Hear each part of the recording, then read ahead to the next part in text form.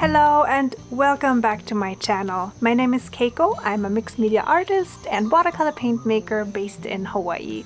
We all experience days or weeks that are more stressful than others. So today I thought I would show you some of my most favorite watercolor techniques and meditations to relax.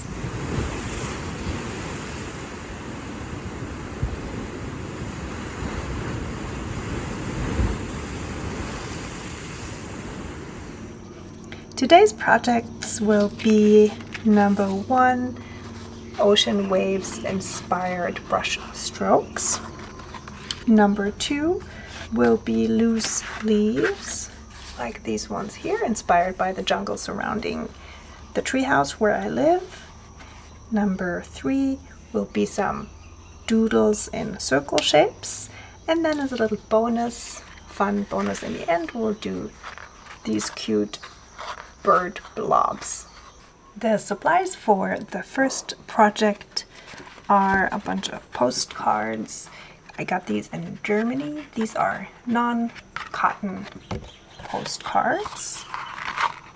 You can do all these exercises either on a pre-cut piece of paper, but you could also consider designating a whole sketchbook to these kind of practices and exercises. As for colors, I'm using my handmade watercolors today in Potter's Pink, Indigo, Cerulean Blue, Phthalo Turquoise, and Metallic Shimmer Gold. I have a watercolor mixing palette.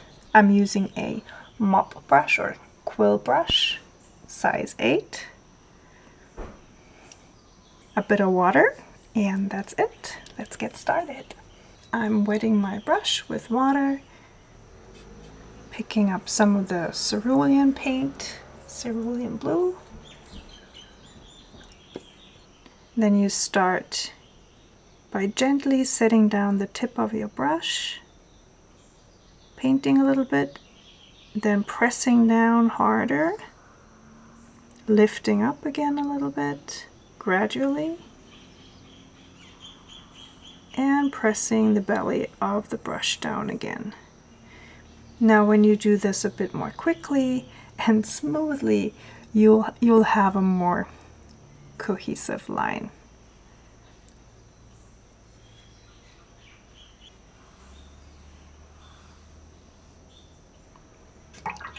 I'm rinsing my brush, picking up the next color, the indigo, and I'm mixing it in the palette with my cerulean blue.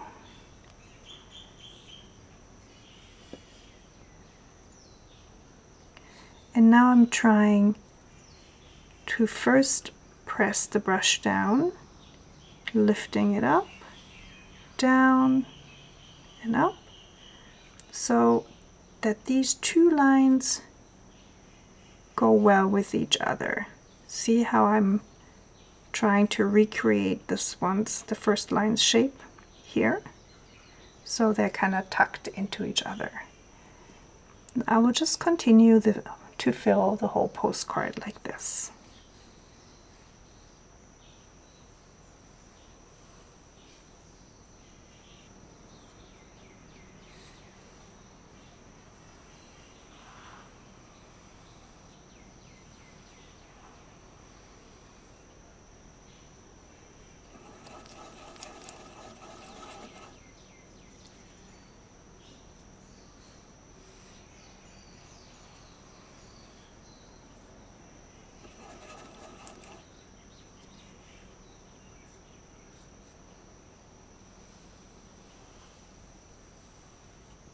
As you can see, I picked up a little bit of the indigo that was already on my ceramic palette to mix it with the phthalo turquoise. And I feel that the colors go even better together when you mix them a little bit like this.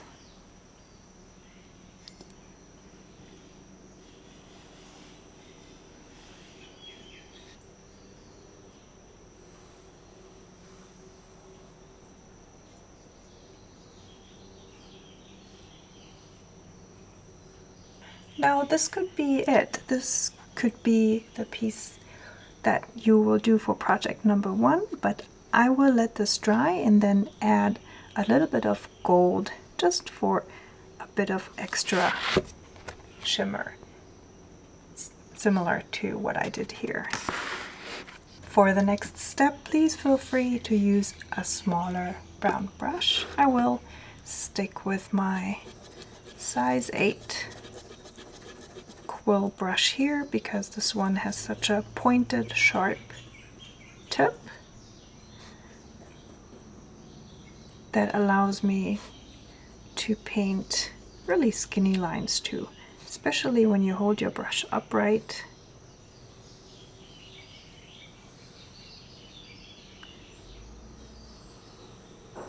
So just go in between the colorful lines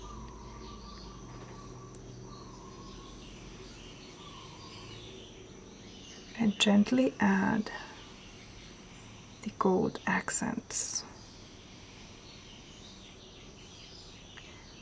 Of course, for this step, you can also use a metallic jelly roll pen. After all, this exercise is really mostly about relaxing, and if this stresses you out, having to paint really thin, skinny lines with a brush, then by all means just use a different tool to create these lines.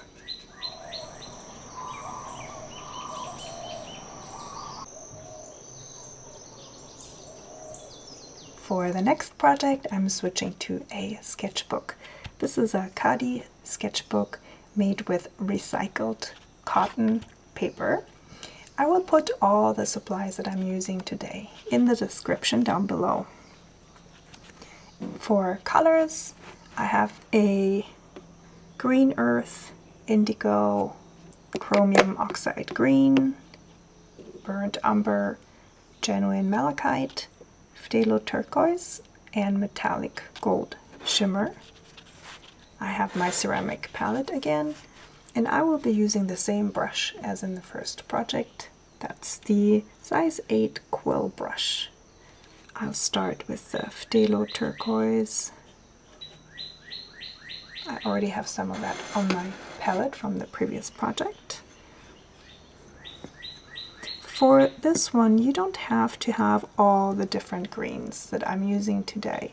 Just choose a few, and then you can mix more greens on your palette as you go. The technique is similar to the one in the first project. You set down your brush gently, and then towards the center, you press down harder and utilize the belly of the brush to create a leaf shape like this. Now I'm rinsing my brush with water before I pick up the next color. So I'm gonna pick up a little bit of my burnt umber and mix it in with my phthalo turquoise on the palette. It's just a very subtle change. So maybe I'll just pick up some of the indigo as well that was already on my palette. And mix this, adding a little bit more water so that I can also create different opacities in today's painting. For the next leaf, doing the exact same thing. Light pressure, more pressure, and then just loosen up towards the tip of the leaf. Rinsing my brush again. Now let's pick up a bit more indigo. Mix it on the palette with my phthalo turquoise.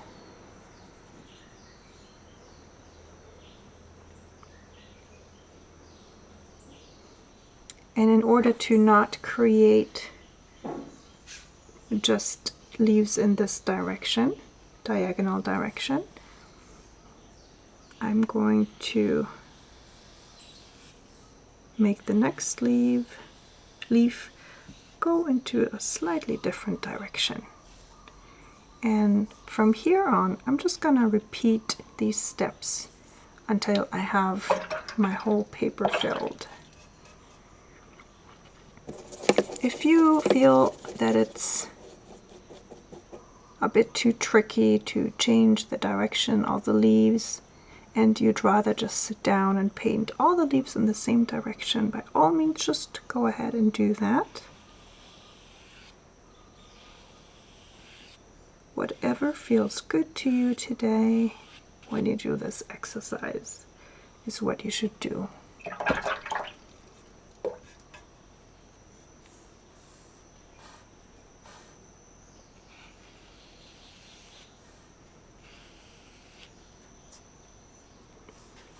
Naturally, you don't have to mix a new green every single time. You can just go ahead and use the same green mix to fill different spaces on your paper. And another tip is to pick up a tiny bit of a different green and just drop it into your leaf while it's still wet. And then just let it sit like that. Don't mess with it too much, it'll just do its own watercolor magic.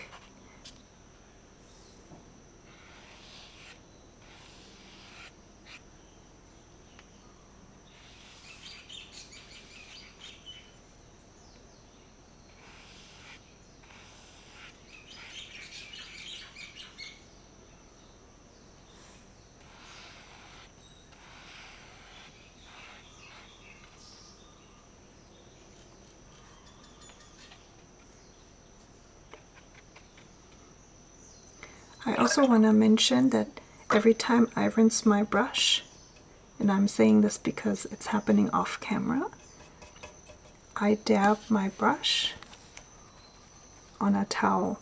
So I don't want my brush to be sopping wet when I pick up the new paint, because there's already quite a bit of water on my palette.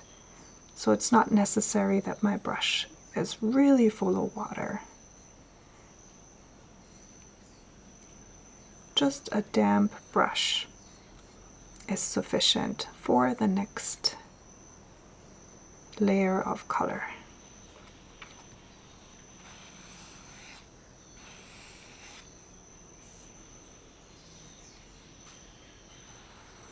If you see that your paint is pooling in the leaf as it happened here, just pick it up with the brush before it starts running places.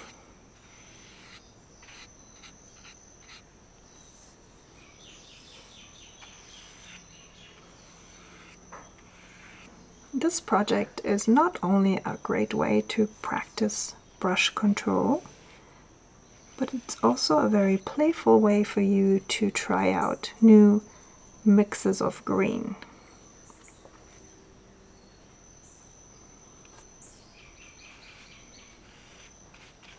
I can also see that it would be fun to paint something like this whenever you buy a few new colors. You just want to test them out and see what they can do.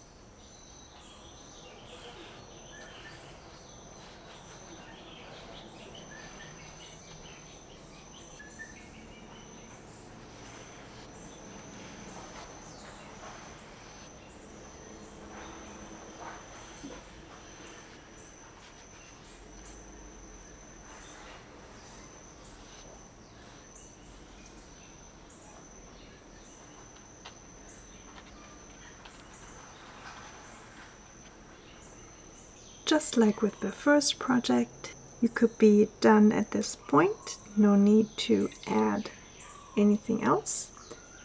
But for this one, I'm going to let this dry and add a little bit of gold shimmer. Again, I'm sticking to my size 8 quill brush to add the golden details. And just like in the first project, please feel free to use another tool like a jelly roll pen to add some golden accents and highlights, or just a smaller brush, of course.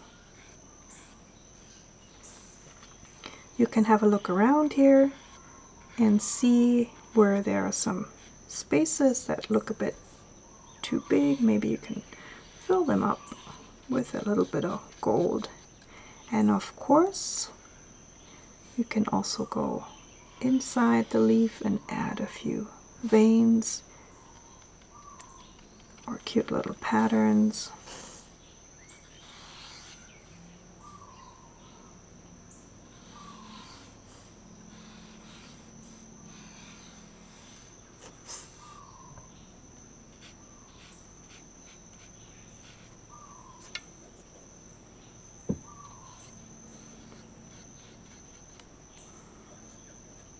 And as you can see, I'm not putting the golden watercolor on my palette.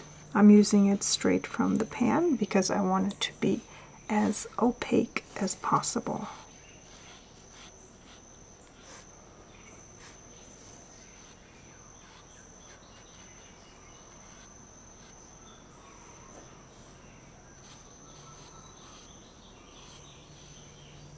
Almost feel that this is getting close to being enough.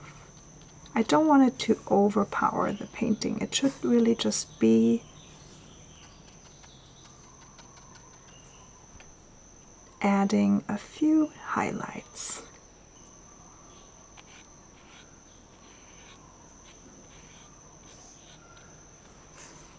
All right, I think this is it. Make sure you rinse your brush really well. You can even use a different container of water just for your metallic paints.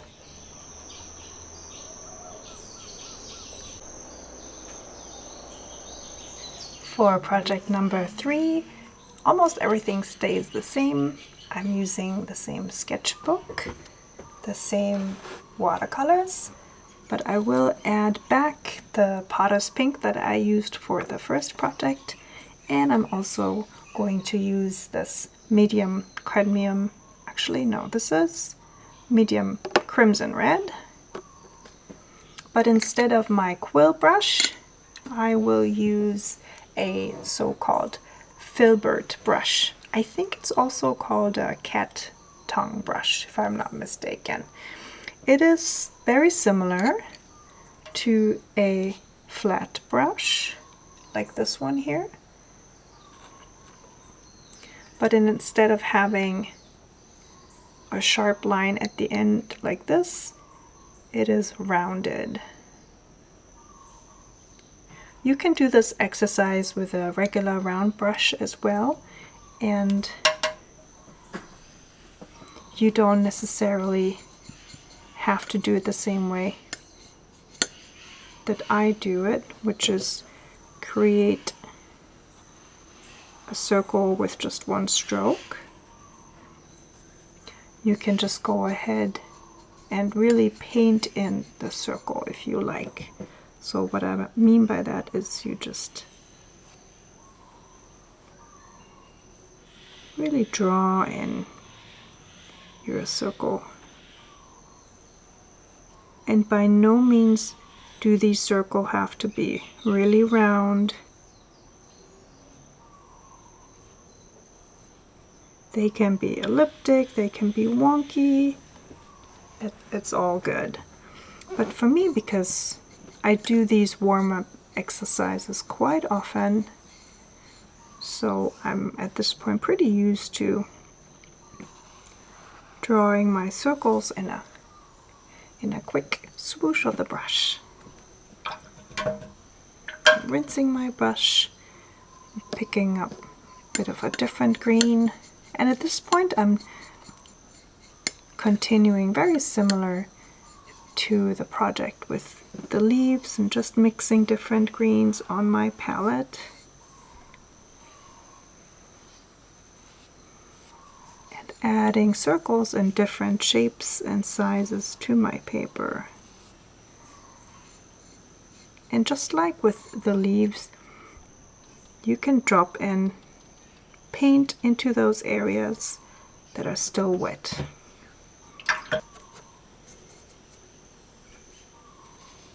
Try to also add a few really small circles.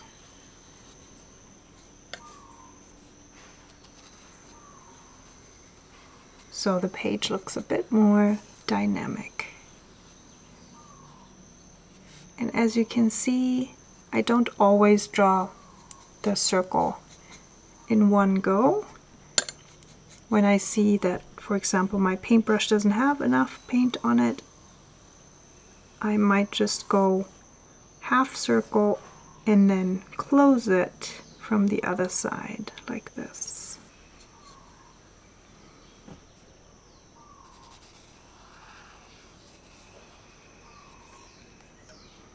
This paper soaks up a lot of water, so I'll go ahead and add a bit more water to my paint so that the circles look less thirsty. I could probably add a little bit more pigment as well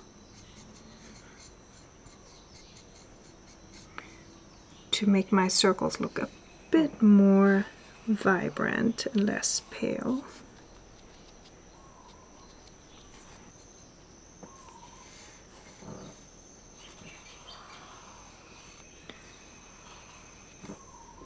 I will continue with the circles and fill the rest of the page. Just wanting to point out one more thing. You can see that the overall direction of this page here on the left is kind of like this. Even though I tried to place the leaves in different directions, there is definitely a direction here, like the diagonal of the page. So for this page on the right hand side, I'm going to try something similar and let it go in this direction. So I end up having kind of like a V shape going on in the end. So one diagonal here and one here.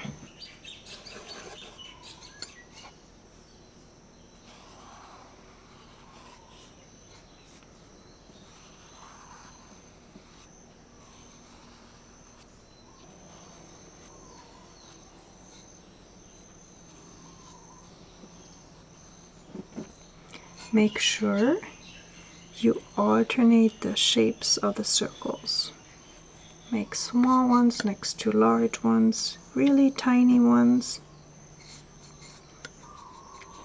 Another thing you can do is paint circles within your circles.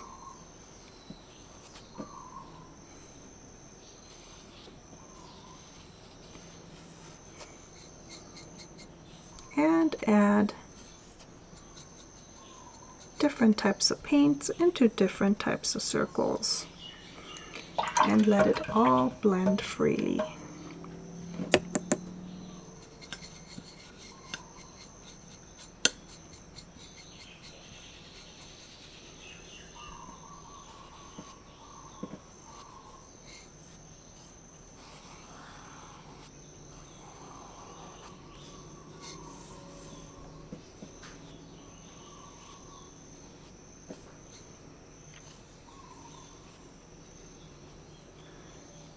These types of exercises for me are also about just letting go, also forgiving yourself, not be too hard on yourself. That circle is maybe not very circle shaped, but that's okay. I think especially if you're using a sketchbook for this, then you can just keep this sketchbook to yourself. You don't have to show it to anybody. Your sketchbook can just be a good place for you to practice. And once you've filled a few sketchbooks with these exercises, I think you'll also notice some changes. So another thing I recommend is to always, in some corner, write down the date of when you painted this.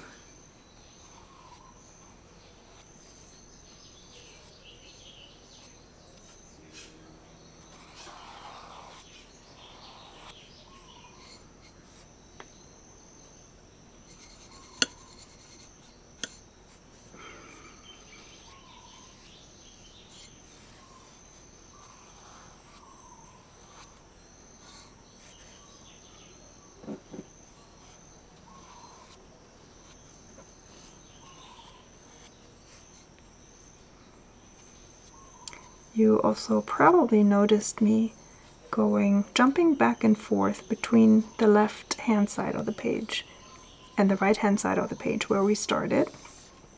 And I'm doing this so that every time I mix a new color here on my palette and I put it down here on the left side, that I also put at least one circle down on the right hand side. And that's kind of like to connect everything. So we're circling back. Yeah, circling back to the beginning, connecting everything.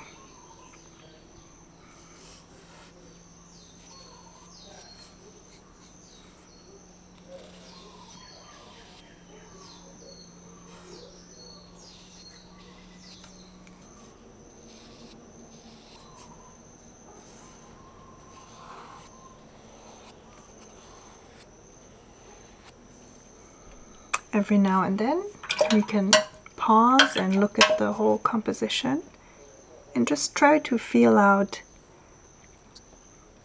what color you could use next, what's still missing, where there is maybe enough space or a little bit too much space on your painting. Are there any huge gaps? Naturally, you don't have to fill the whole paper. Sometimes it's really good to leave a few spaces white.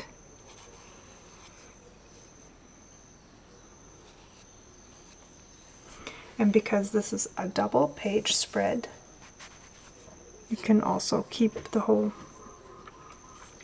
thing in mind.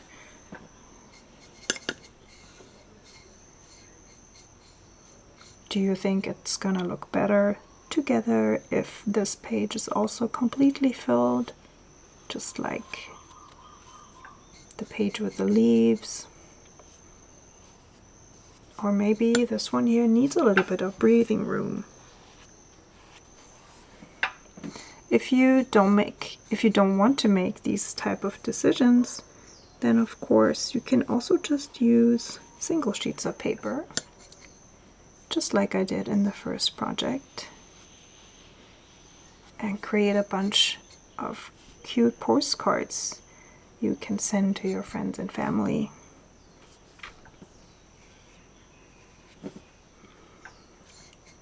Just look into yourself and be honest. It's absolutely fine to do and make it easy on yourself.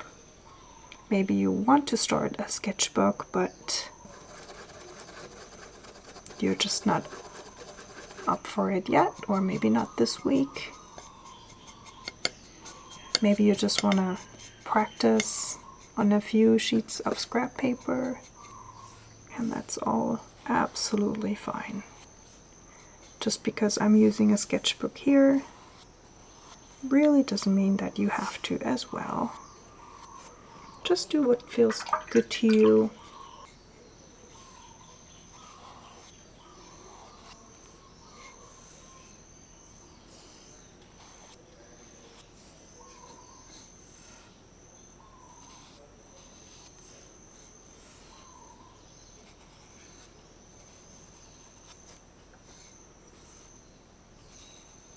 And if you can, and it's kind of the opposite of what I just said, but don't try to think too hard about the outcome, how it's gonna look when it's done, when it's ready.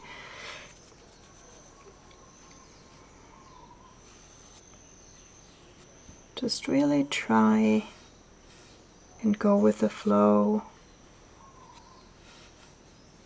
Enjoy every brush stroke, even if it's wonky, even if it doesn't turn out the way you wanted it to. Just let it go. It's fine.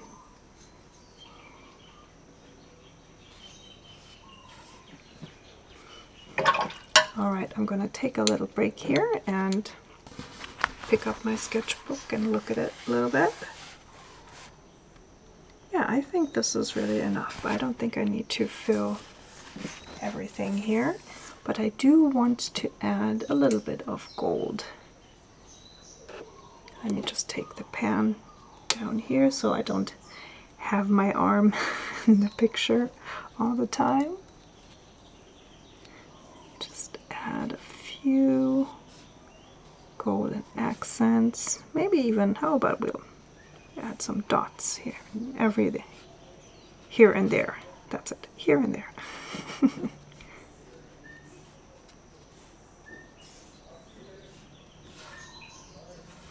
Make it a bit more playful.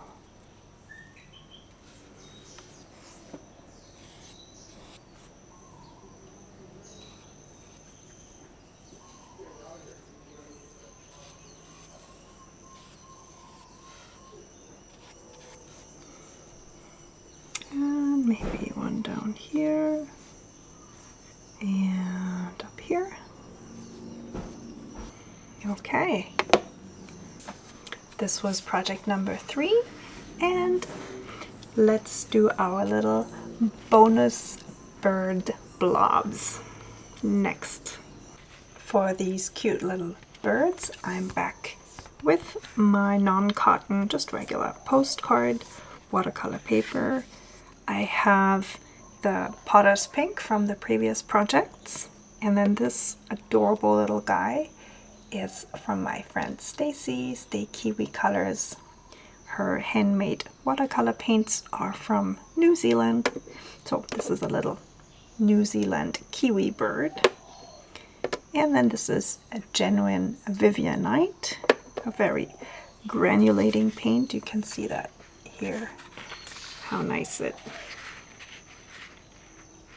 this dark blue color granulates. And I'll also just use whatever color mix is left on my palette. And I'm also back with my number 8 Quill brush.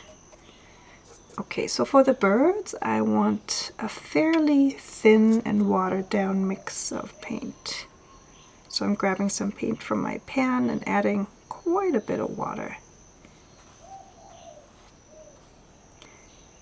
And out of all the exercises, this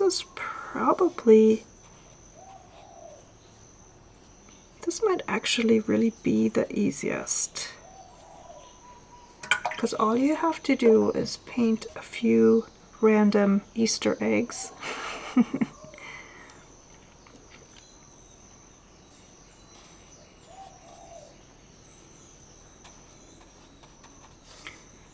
Just make sure that the shapes are a bit different and don't all look in the same direction. Unless, of course, you want to play with that later when you draw in the faces and feet. You know, if they all look in the same direction, maybe you could even add a little lettering, maybe a little happy birthday lettering or something. But for my card, I want them to kind of all look in different directions.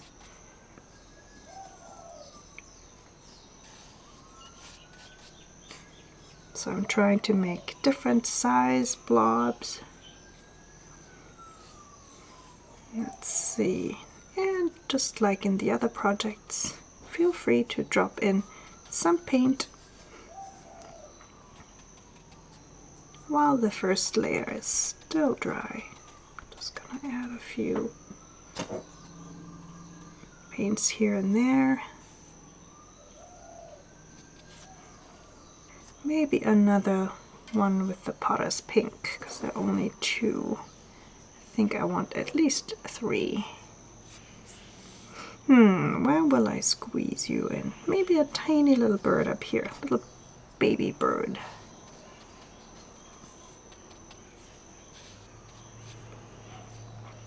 Okay, gonna let this dry and then we'll draw in the little faces. To draw in the faces and feet and everything, I'm using a fine liner micron pen size 5. And for this step, just very stylized birds and bird features. You can also just first go around and only draw in the eyes and the beaks.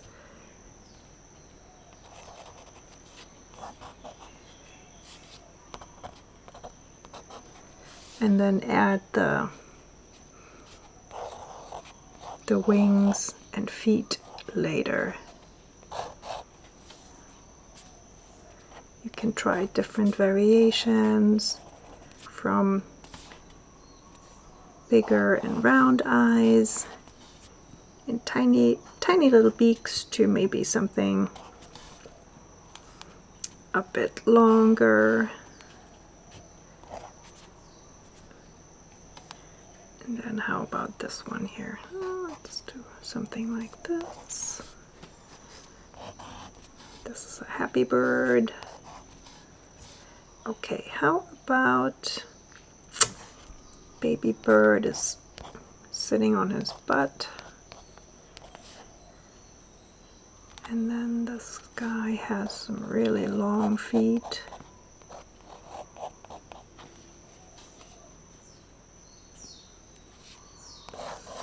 See. Kind of want to put a hat on this one. That is the wonkiest hat ever. And let's give this guy a few feet too. Two. And then this one gets very short, cute feet. This one looks like he's asleep, huh?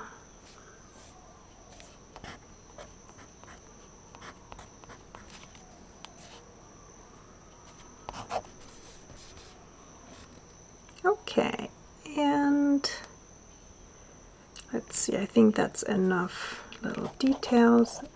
I'm just gonna go ahead and add a few musical notes all around. I really think that's a very cute way to create a quick, fun card if you need one, maybe for a birthday or just to, you know, add to a little gift, you know. Then you can add like really some just very simple lettering. I don't know, this didn't turn out so well. Almost looks like I'm trying to write something in Greek. Alright, but you get the gist. If you're not sure with the lettering, then just don't do the lettering. I think I should have probably not done it in this case, but that's okay. Maybe a little note in here. Okay, and here we go. So this was the card I made first. I used a fountain pen for the outlines there, but I kind of saw that the line became a bit fuzzy, so that's why I used a micron pen for this one. When you let the paper dry completely before you add the line work, then usually with a micron pen you're really good. There's no bleeding of any sort. Just make sure the paper is really dry before you start with the line work. I hope you enjoyed today's relaxed painting session. If you love watching watercolor paint melt and blend, I recommend you check out the playlist called Aloha Meditations. It's all about relaxed videos. I have a lot of macro shots in there, so I go very close to the watercolor paint, and you can see it almost like shimmery rivers of paint. There's no talking, just soft music, and it's really very relaxing. Alright, I'll see you again next Sunday for my next video. Until then, happy creating and aloha! Oh, and remember, take a deep breath